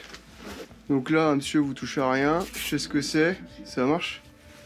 Alors, est-ce que vous avez des objets dangereux ou autres sur vous? C'est un couteau avec une... Ah ok, vous touchez pas. D'accord. Vous avez quoi comme produit? Vous avez là-dedans, là? Ben, on avait 2 fumes de groupe. Ok. La consommation de cocaïne est passible d'1 an de prison et de 3 750 € d'amende. C'est triste pour eux, après, c'est eux qui ont choisi ce mode de vie. Hein. La justice, quand on interpelle ces gens-là, la justice leur propose des soins. C'est à eux de s'y attacher. S'ils ne s'y attachent pas aux règles, après, c'est pas. Nous, on est là pour faire appliquer les lois. Après, c'est de leur ressort de prendre leur vie en main et puis de pouvoir essayer de changer. Et surprise, en vérifiant l'identité de l'un des toxicomanes, Nicolas découvre qu'il est recherché dans une autre affaire. Donc mets les menottes à monsieur s'il te plaît. Tu lui mets les menottes devant, s'il reste calme. Les gendarmes décident de le conduire à la brigade locale pour tirer cette affaire au clair. Nicolas est touché par la situation de cet homme à la dérive. Le genre de cas qu'il croise de plus en plus souvent, même ici, loin des grandes villes. Donc là, on a affaire à une personne qui, on va dire, est dépendante à tout ce qui est drogue dure. On voit un peu le monsieur, il n'est pas très en forme. Il n'a pas l'air d'être le mauvais bougre, mais bon, qu'est-ce que vous voulez, malheureusement, ça devient notre quotidien. On est dans une campagne, où on est vraiment à la campagne ici, là, on est vraiment loin de Dijon.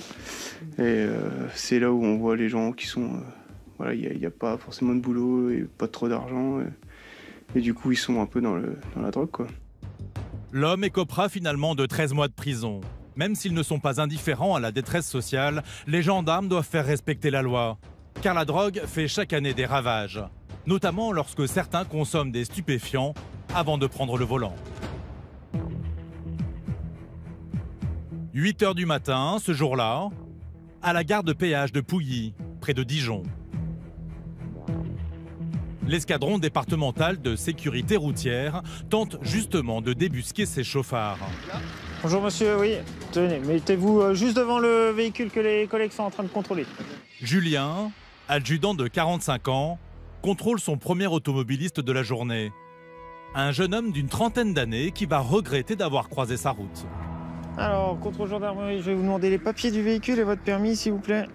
Dans sa ligne de mire, les conducteurs sous l'emprise de l'alcool ou des stupéfiants. Un cocktail qui multiplie par 30 le risque de causer un accident mortel. Est-ce que vous avez consommé de l'alcool? Pas du tout. Des produits stupéfiants? Pas du tout? Jamais ou? Pas du tout. Ni alcool, ni stupéfiant, le jeune homme est formel. Mais comme souvent, lorsque Julien insiste un peu... Ouais, c'est-à-dire une semaine, 2 semaines? C'est ça? Un peu plus. Un peu plus. Bon, de toute façon, on va vous faire les tests, on va vérifier tout ça. La version change. Alors, que vont révéler les tests? On va déjà commencer par le dépistage alcool. Allez-y, soufflez pendant 5 secondes à peu près. Non, doucement, ça se Pas d'alcool. Le problème, c'est que les traces de stupéfiants restent beaucoup plus longtemps dans l'organisme, de 24 heures jusqu'à 8 jours pour les gros consommateurs. Alors, avant même le test salivaire, nouvelle révélation. Donc la dernière consommation stupéfiant, c'était quand? De toute façon, on vous fait le test, donc... Hier soir. Sous quelle forme? Résine? Herbe? Résine? Est-ce que vous en avez dans le véhicule? On est sous réquisition du procureur. On va procéder à la fouille du véhicule, donc je vous demande si vous en avez. Pouvez-nous le sortir? Il y a encore quelques minutes, le jeune homme affirmait ne jamais consommer de drogue. Ok. Vous l'avez acheté où, ça? Paris? Est-ce que vous avez autre chose dans le véhicule? Ok, on va vérifier. Pendant que le jeune homme se soumet au test salivaire, Julien fait l'inventaire de sa découverte. Là, on a un petit bout de résine. Là, c'est un petit bout d'herbe qui a été déjà haché, entre guillemets, sûrement à l'aide d'un grinder. Et là, voilà, on a une petite... ça, c'est de l'herbe compressée, en fait, tout simplement. On va regarder dans votre véhicule? Si vous voulez. Ouais. Ce sera plus simple. Il y en a un qui vient avec moi, là? Il n'y en a pas d'autres, vous en mettez pas à d'autres endroits? Si je voulais jouer à ça, je vous aurais dit dès le début que j'avais rien. On est d'accord, on aurait tout fouillé. Après, voilà, on est un peu obligé de... Consommation pour le week-end. Ça marche. Le conducteur commence à faire la grimace. Il faut dire que conduire sous l'emprise de stupéfiants peut coûter jusqu'à 4 500 € d'amende, 3 ans de suspension de permis et même 2 ans de prison. Je suis un peu dégoûté, voilà. C'est le jeu. Je sais que c'est illégal. Vous savez ce que vous risquez? J'ose espérer que je risque pas grand chose, étant donné que c'est une première fois, que j'ai pas consommé avant de prendre le volant. Mais je sais que ça dépend. Faut avoir de la chance. Je fais son travail, comme beaucoup de gens. Le jeune homme est optimiste, mais lui qui a besoin de son permis pour travailler risque gros. Alors, à l'approche du résultat du test, la tension monte. Si le test est positif, vous allez avoir une rétention de permis. J'ai pas consommé avant de prendre le véhicule, quoi. Alors, pour voir le test, ça commence à apparaître. Donc, on va vous faire la rétention du permis. Donc là, vous pouvez déjà commencer à appeler quelqu'un pour venir chercher le véhicule. Test positif. La vie de ce conducteur va brusquement se compliquer. Plus de permis, plus de voiture. Mais vous ne refaites pas un deuxième test derrière pour voir la consommation réelle? Ça, c'est un test positif. À partir de ce test, on va vous faire un prélèvement salivaire. Okay. C'est le prélèvement salivaire qui sera analysé. Okay. Si effectivement ça revient comme quoi vous êtes négatif, vous êtes négatif. Ça, c'est juste un dépistage. Donc, en attendant, vous me prenez quand même le permis? Tout à fait. Tout en sachant que si l'analyse revient positive, vous aurez 6 mois de suspension de permis. Si on laisse des personnes ayant consommé des produits stupéfiants, leur vigilance est altérée, donc ils peuvent occasionner des accidents, être dangereux pour eux et pour les autres automobilistes, tout simplement. Direction la brigade pour un deuxième test plus précis et pour peser les stupéfiants. Loin de reconnaître qu'il a mis sa vie et celle des autres usagers de la route en danger, le jeune homme trouve la situation injuste. Il y a de fortes chances que de toute manière, même au bout de 3 jours, sans consommer... Pour moi, vous êtes positif. Je peux pas m'empêcher de me dire... Ah oui, non mais... On vous retire le permis, voilà, non mais je comprends. Dangereuse, alors que pour moi, ma conduite n'est pas dangereuse. C'est ça qui est un petit peu le mélange. Allez. Pour lui, il ne venait pas de prendre et de conduire sous stupéfiants. Alors que malheureusement, le test est positif et il y a de fortes chances aussi que l'analyse revienne positive, comme c'est un consommateur régulier. Donc c'est un peu une méconnaissance aussi de la législation et de la durée de présence du THC dans le corps humain, tout simplement. Chaque année en France, un accident mortel sur 4 est causé par un conducteur sous l'emprise de stupéfiants. Mais à Dijon, comme partout en France, le fléau qui fait le plus de morts sur les routes, un tiers des tués, c'est l'alcool. Et en cette fin d'après-midi, c'est justement une nuit de tous les dangers qui s'annonce pour Xavier, 35 ans, et ses collègues de l'escadron départemental de sécurité routière. On va aller au rond-point, on va les faire souffler. 2 raisons de s'inquiéter. Nous sommes un samedi soir et c'est en plus un week-end de départ en vacances. C'est un week-end chassé croisé, donc il va y avoir du monde. Donc le but, c'est d'être visible déjà sur les axes principaux, plus tous ceux qui vont faire la fête sur Dijon et qui vont rentrer dans les communes limitrophes. C'est parti. Xavier et ses collègues installent le contrôle à un endroit stratégique.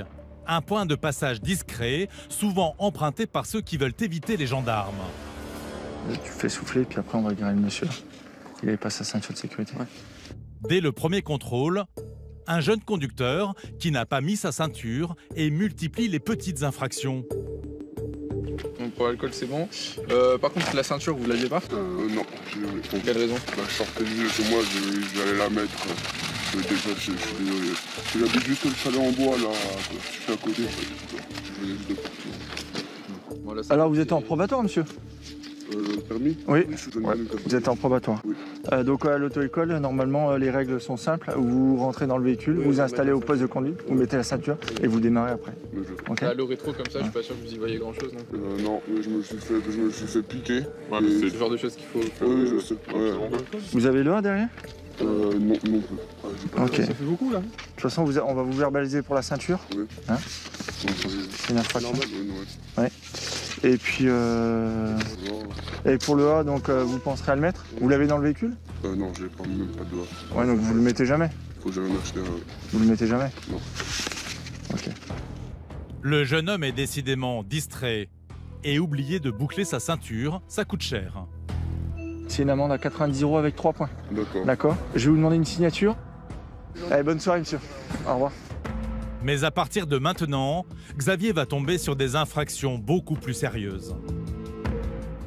Mettez où là, monsieur? Dans cette 2 chevaux, ce conducteur semble avoir un peu de mal à conduire. Bonsoir, vous avez consommé de l'alcool? Ouais, raisonnablement? Bon. Tenez, je vous laisse souffler 5 secondes, s'il vous plaît. Ok. Votre dernier verre, c'était à quelle heure? À l'instant? D'accord. Test positif. Xavier prévient ses collègues. Hein? Ouais, ça. Et forcément, lorsqu'on boit quelques verres de trop, on devient un peu distrait. Mettez le frein là. Ok. C'est bon? Voilà. Vous me suivez? Oui. Un frein à main mal serré et la voiture se retrouve en plein milieu du rond-point.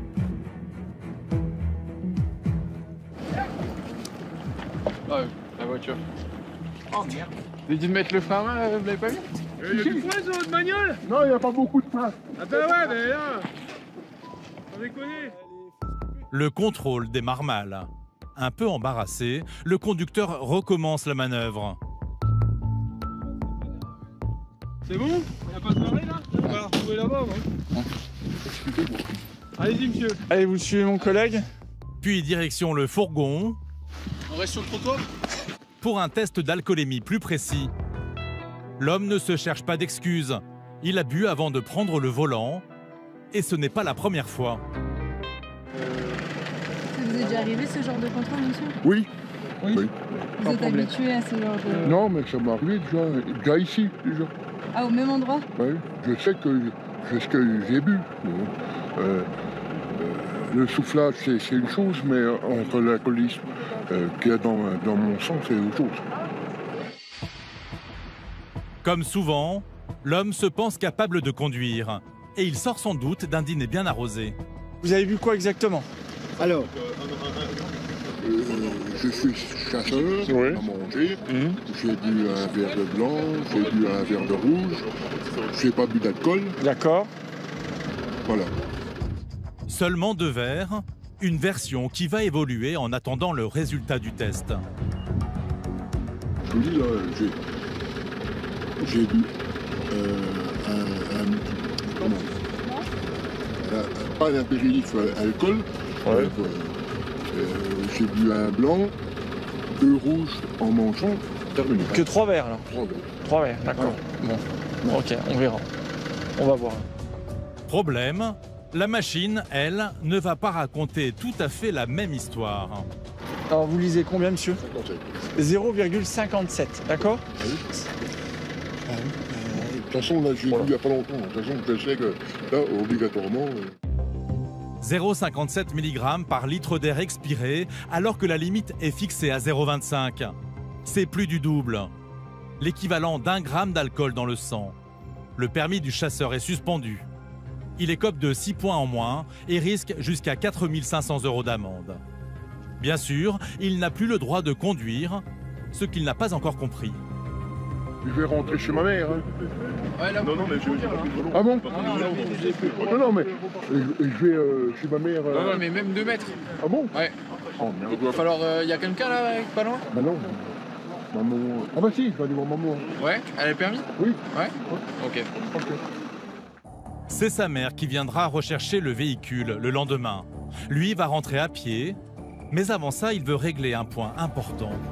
Excusez-moi, mais je vous demande d'emmener ce que j'ai dans ma voiture. C'est quoi? Ma carabine. Ah. Parce que je viens de la chasse. Allez, je vous accompagne fermer la voiture. Attention, il va récupérer sa carabine qu'il a dans la voiture.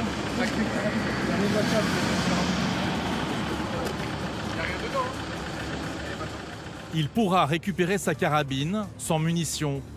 Même s'il est un peu agacé par la situation, il accepte la sanction. Ce qui n'est pas le cas de tout le monde. Exemple avec cette jeune femme. Un verre de champagne et 2 verres de vin. Le dernier, il était 22h15 de vin. D'accord. Je Et là, c'est positif. Là. Oui, 3 verres. Vous avez lu le taux, madame? Oui, le taux, non. Ouais, regardez. Il y a un taux 0,50. Je sais pas, 0,50 mg, ça veut dire que vous avez 1 gramme. Ça veut dire quoi? Et vous avez 1 gramme dans le sang. Ça veut dire j'ai bu 3 verres. Ah oui? Mais ça, c'est dépend de l'organisme. Après, ça dépend du degré d'alcool. J'ai deux petits loulous, vous voyez, si je me sentais pas, je n'aurais pas pris le volant. Enfin, alors, sincèrement. Ouais, mais là, vous avez le double de la limitation. Je vous dis pas que vous êtes à la limite ou un peu au-dessus de la limite, vous avez le double. J'ai le double. Elle semble trouver la sanction trop sévère. Et pourtant, en France, les nuits de week-end, l'alcool est responsable de 63% des accidents mortels, près de 2 sur 3. Au total, ce soir, après 1 heure de contrôle, Xavier et ses hommes ont retiré 3 permis de conduire. Et ben voilà. Hop. C'est quand même une soirée riche en infractions. C'est malheureux, c'est à déplorer. C'est pas du tout ce qu'on recherche à la base. À la base, c'est vraiment de sensibiliser les gens. Et l'alcool ne complique pas seulement le travail des gendarmes sur les routes.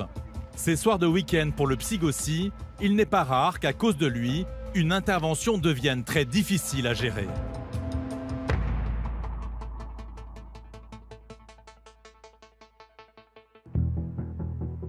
« 23h cette nuit-là. Philippe, cet adjudant-chef de 40 ans, va encore une fois en faire l'expérience. Allez, c'est parti les gars, on y va. C'est bon? Un appel de détresse vient de tomber. Le genre d'affaire qui met Philippe en alerte. Donc là, on va sur les violences intrafamiliales. Faut faire fi ça parce que là, en ce moment, la dame s'est réfugiée a priori dans sa salle de bain parce que l'homme était alcoolisé et violent. Les violences conjugales, une priorité pour les gendarmes. En France, tous les 2 jours, une femme meurt sous les coups de son compagnon. D'autres gendarmes de la brigade locale sont déjà sur place. Ils ont mis la femme à l'abri et attendent le psyg pour aller voir son mari. Ouais, on arrive en renfort là. Bon, ils sont sur place, ce mec il est alcoolisé, bien alcoolisé, mais bon, il est pénible quoi, toujours pareil. Le psyg arrive dans ce quartier populaire. Philippe et ses hommes sont concentrés. Ils savent qu'il faut s'attendre à tout. L'homme, visiblement très alcoolisé, les attend derrière la porte. Allez, vous venez avec nous. Non, vous n'avez pas le droit. Posez votre téléphone. Allez, vous allez venir avec nous, faites pas de complications, d'accord? Ça marche? Si vous êtes correct avec nous, on sera correct avec vous. Vous m'embarquez chez moi? C'est votre femme. Comment ça, il n'y a aucune violence déjà. Sa femme a décidé de porter plainte. Les gendarmes le conduisent à la brigade le temps qu'il dessoule. Car impossible de le placer en garde à vue tant qu'il est ivre. Prenez-vous les quoi comme basket? Je me trompe. C'est lesquels les vôtres? Enlève-les, moi je mets même pas. Dites-moi lesquels que c'est. Monsieur, dites-moi lesquels c'est. Faites pas la hagara comme ça. Je vous répète une dernière fois. C'est quoi? C'est celle-ci là? Voilà. Allez-y. De plus en plus agité, l'homme affirme ne rien comprendre à ce qu'on lui reproche. Non, mais j'ai fait quoi? Vous allez voir ça. Vous êtes sérieux? Franchement, vous êtes sérieux? Venez, monsieur. Allez. Vous êtes sérieux? Eh oui, je suis sérieux, je suis pas en train de baguer. Et dans l'escalier, il laisse exploser sa colère au risque de réveiller les voisins. Vous m'embêtez les menottes comme un chien. Oh, honte à vous, Wallah, la honte. Wallah, là, quand j'ai cambriolé, j'ai violé, j'ai tué les gens. Oh, va fort là, ça suffit là. J'ai tué les gens, je t'emmerde. Arrête pas. Eh, outrage. Les insultes pleuvent. Alors Philippe hausse le ton. Là, vous m'insultez encore une fois, je vous relève l'outrage, ok? Vous m'insultez encore une fois, je vous relève l'outrage, ok? Je vous respecte, vous me respectez. L'outrage est passible de 6 mois de prison et 7 500 € d'amende. Mais pas de quoi calmer cet homme soupçonné de violence sur sa compagne. Oh, c'est qui vous dites fils de p***? C'est à moi que vous dites fils de p***? C'est à moi que vous dites fils de p***? Tu mets les menottes. C'est à moi que vous dites fils de p***? Je t'ai rien dit. Ah bon, ok, je préfère. Pendant le trajet jusqu'à la brigade, l'homme se calme enfin, mais il conteste toujours les faits qui lui sont reprochés. J'ai même pas violenté ma femme, j'ai même pas dit. Et bah si vous n'avez pas violenté, demain vous êtes dehors tranquille, ok? Eh, j'ai pas été violent et je vous ai respecté, je vous ai pas insulté. C'est vous les meilleurs. Ah non, je suis pas le meilleur, moi. Je fais mon boulot, c'est tout. Je fais mon boulot, c'est tout. Tenez, venez par ici. Hop. Le temps de retrouver ses esprits, l'homme est placé en cellule de dégrisement. Tenez, asseyez-vous. Si vous voulez que je vous mette les menottes devant, si vous êtes calme. Ouais. Hein? Je peux faire, parce que là, ça me fait mal. On se détend, je vous les mets devant si vous êtes tranquille. Philippe reste sur ses gardes. Il a affaire à un habitué de ce genre de dérapage. Le monsieur il a été interpellé parce que c'est récurrent, c'est pas la première fois qu'on intervient nous et il a fait le local chez lui. Donc il travaille pas le monsieur, il s'alcoolise toute la journée et puis comme la rentre le soir, il est violent. Verbalement, physiquement, a priori la dame ce soir c'était la goutte d'eau, on l'attend très rapidement pour qu'il vienne déposer plainte. Pour ces violences présumées, l'homme risque jusqu'à 5 ans de prison et 75 000 € d'amende.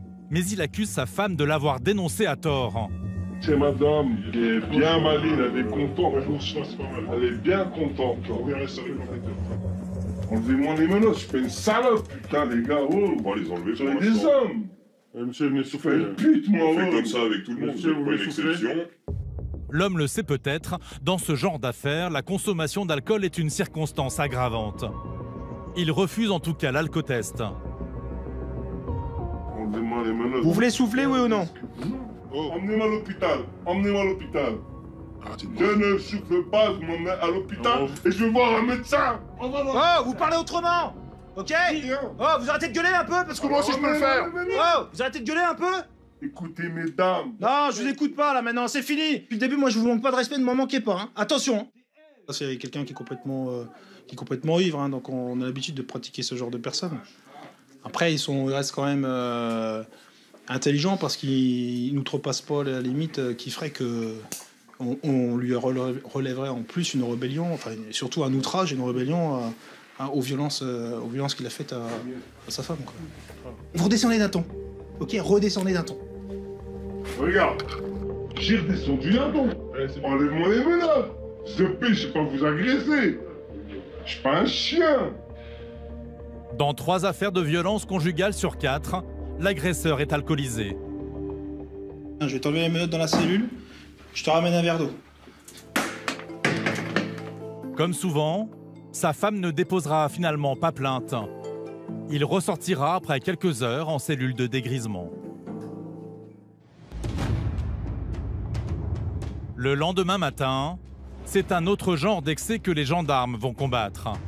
Le fléau qui fait le plus de morts sur les routes de France, la vitesse. Et pour ça, dans la région, à Beaune, il dispose d'une arme redoutable. On y va, mon adjudant? Ouais, c'est bon, on est parti.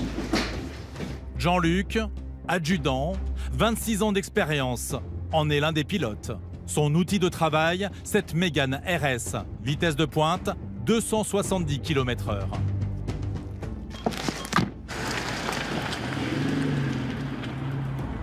Un bolide capable de rattraper n'importe quelle grosse cylindrée. Ce jour-là, sur l'autoroute A6, Jean-Luc va surveiller de près une ligne droite que les chauffards confondent souvent avec un circuit de Formule 1. Là, on n'est pas détecté, les gens passent. Et comme on a la voiture puissante pour aller les récupérer, on peut se le permettre.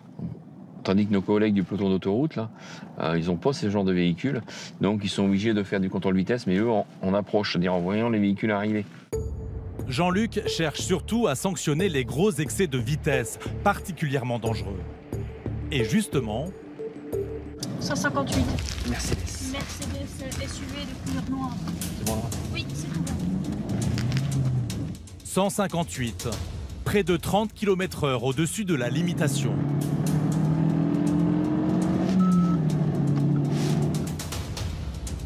Il ne va falloir à Jean-Luc que quelques secondes pour être dans le rétroviseur de ce conducteur.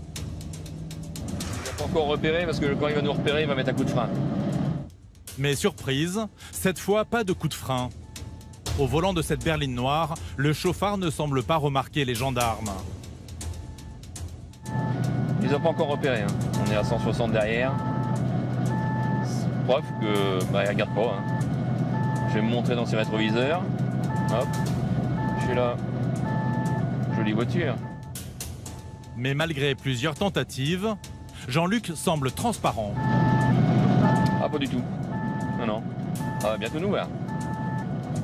Allez sur la voie de gauche, je vais bien, tout va bien. Ah, ça y est, un nouveau. Au volant, Une conductrice franchement distraite. Et elle va s'apercevoir qu'à bord de ces puissantes voitures, avoir le pied un peu trop lourd peut vite mettre un permis de conduire en danger. Bonjour madame, gendarmerie nationale. On vous a contrôlé en excès de vitesse. C'est vrai? À 158 pour 130. Avez-vous un permis de conduire à nous présenter, s'il vous plaît? Donc le fait de circuler trop vite, c'est une contravention code de la route. C'est une amende à 90 € et votre permis de conduire est susceptible de se faire retirer 2 points. Voilà, vous y allez. Au revoir, bonne route. Merci. Heureusement pour elle, son excès de vitesse ne dépasse pas les 50 km/h. Sinon, son permis était suspendu et elle rentrait à pied. Mais vous allez voir que sur les autoroutes de la région, Jean-Luc et sa collègue ont affaire à d'autres chauffards qui ont beaucoup moins peur de la sanction. 160. Oui, c'est tout bon. Une berline. T'es étranger là. Oui.